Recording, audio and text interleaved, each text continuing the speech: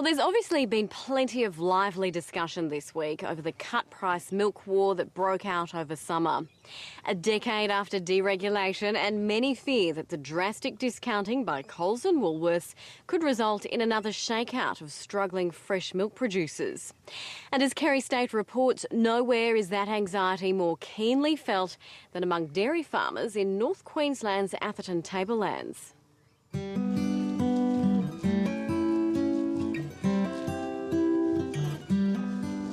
Tropical Queensland may not sound like ideal dairying country, but on closer inspection it's clear the Atherton Tablelands has some distinct advantages. It's perfect. It's perfect. We've got a subtropical climate in the tropics because we're 750, 800 metres above sea level. So really that puts us into a subtropical paradise, which is ideal for dairy farming. We've pretty well got water laid on. You know, we can grow grass and we do that pretty well. The undulating lush land around Malanda, southwest of Cairns, has been the home of North Queensland's dairy industry for around a century. And there's a lot of pride in the local drop. This region up here on the Atherton Tablelands is the only tropical dairy area in Australia and probably the most successful tropical dairy area in the world. It means everything. It's our life, it's our livelihood, it's our future, it's where our son and our grandkids hope to be in the future. Ray and Donna Graham run one of the biggest dairy operations in the region, employing 10 people and milking between 750 and 800 cows. Good girl. It's not an easy life. You get up at 4 o'clock in the morning. Sometimes you don't go to bed till, I don't know, 8 o'clock, 9 o'clock at night. So we're here because we want to be here. And the people as a whole are positive. They keep overcoming. The big hurdle in the last decade has been the deregulation of the industry in 2000. The Grahams grappled with it by expanding. We hadn't until recently stopped. You know, we'd bought another block of land, bought a couple more herds, leased another farm. So you saw a big future in this industry here? Yes. For our family, yeah. It's clear that wasn't the case for many of their neighbours. We came here in December '81. There was 268 farmers here then. 1st of July 2000, the day of deregulation, we had 185, and today we're down to 60. And now even those still in the game fear their dairies will house more cobwebs than cows in the future as market forces turn milk into an increasingly marginal business. The price of milk now is substantially less than it was 10 years ago. I've got a daughter driving trucks in a mine that makes more than my wife and I. She works 2 weeks on, 1 week off. We're here 7 days a week. She nets more than we do together. We've moved into an era now where there's a massive uncertainty with supermarket contracts, with the amount of milk that our processor requires from farmers. So, yes, people have turned the lights down, really, on an industry that is probably world-class. Most of the milk produced on the tablelands goes through this factory at Malanda.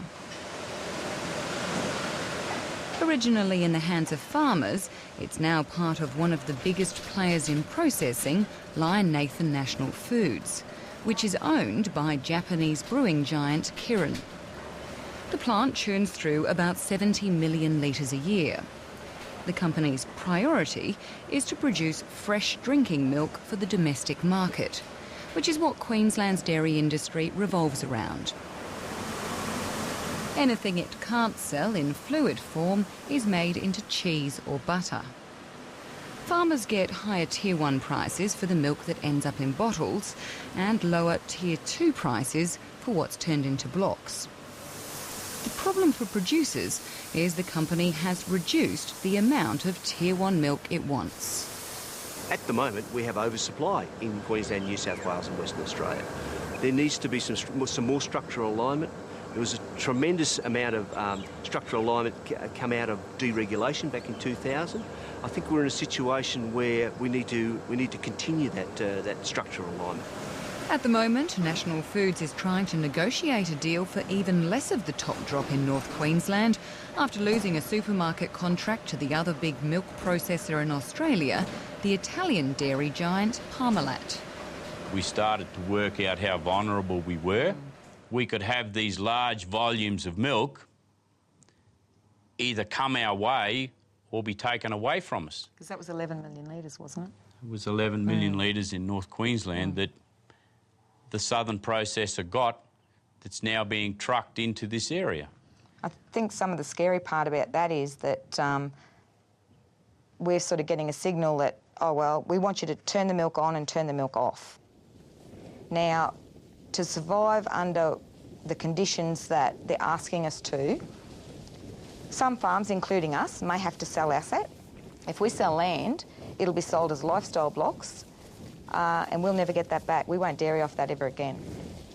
North Queensland's production costs are among the highest in the country, partly because the grass doesn't convert into milk as efficiently as temperate pastures. Still, when demand peaked a few years ago, there was plenty of cream in the industry. One industry report, based on government figures, found dairies made an average of around 7 cents a litre before tax. Last year, that slumped to less than 1 cent. And this year, it's forecasting a loss of nearly 4 cents a litre. My return on this investment is in the minus side at the present. If I was to just be on farm and not have the ability to work off farm, I would be slowly going bankrupt.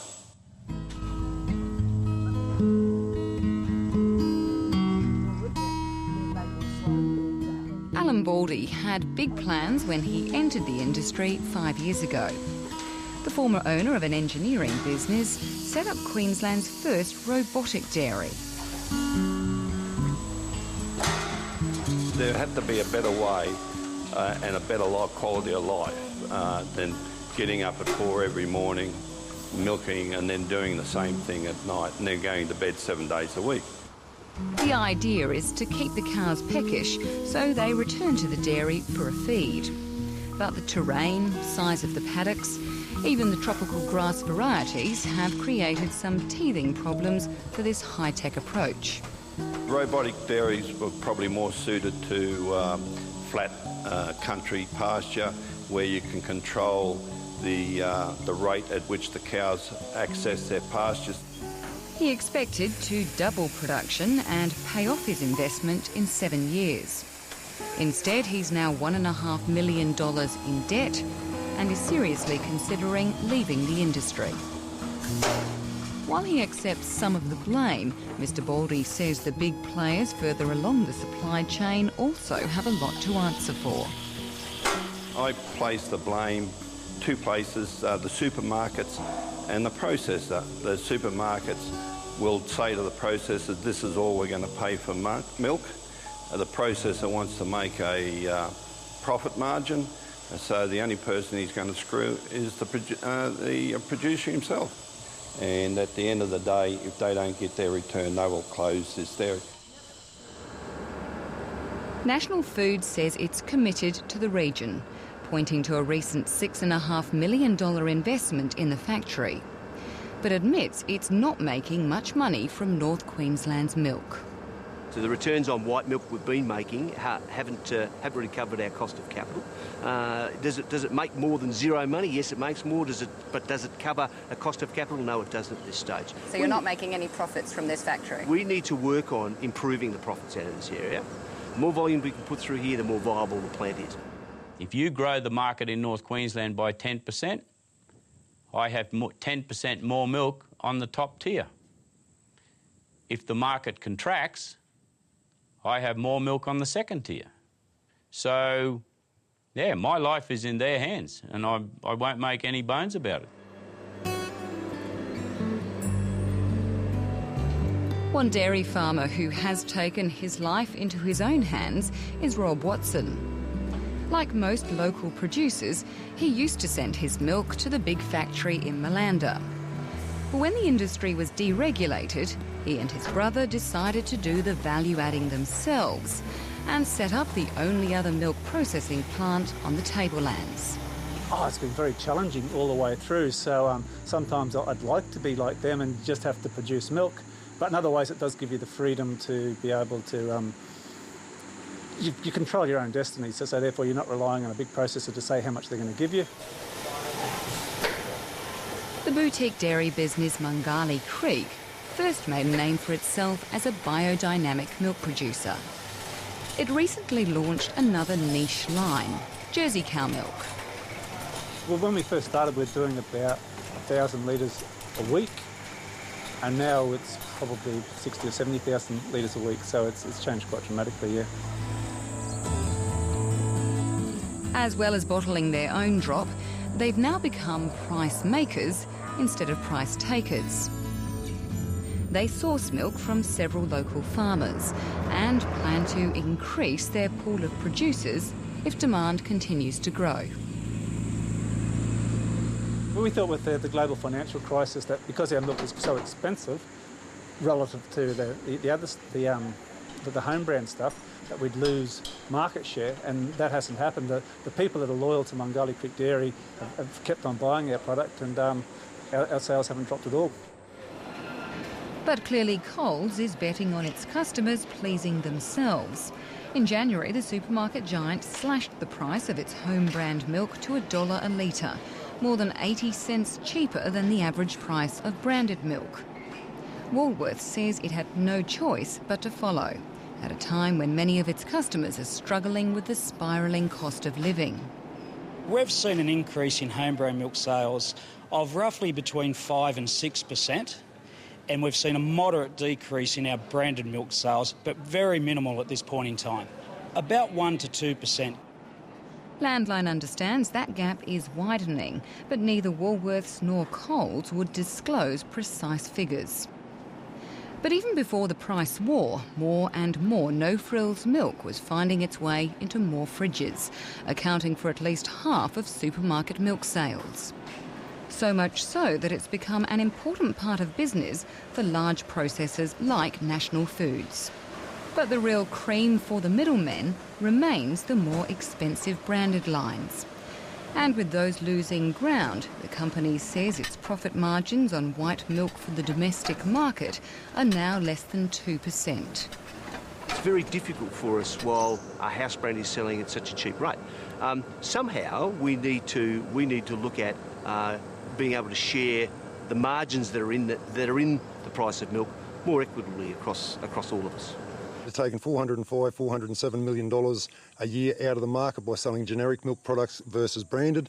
The price of milk is too low compared for the cost and the amount of time involved in it. And there just needs to be a balance in here, Kerry. That's the point. Put some balance back in the game. Coles says the price it's paying processors should offset any shift from branded to budget. We're funding the price cuts ourselves. We also gave the milk processors who we deal with a large pay rise in January, so we don't believe there's any reason down the track for these price cuts to have a negative effect on dairy farmers.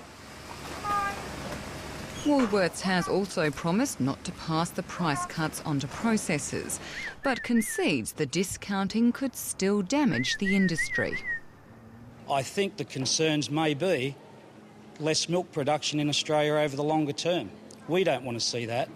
We think that a reduction in shelf prices may also mean that processors will no longer invest in the category as well, and we certainly don't want to see that. So we do share those concerns.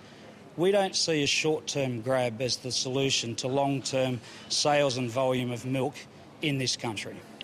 The real damage to us has been by government action.